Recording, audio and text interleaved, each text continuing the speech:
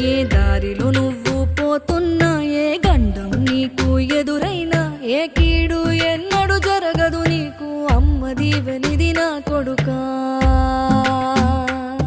ఈ దిక్కులు నీతో కదిలేను, ఆ చుక్కలి దిష్టి తీసేను, ఏ గాలి ధూళి సోకదు నిన్ను, అమ్మ దీవెనిది నా కొడుకా.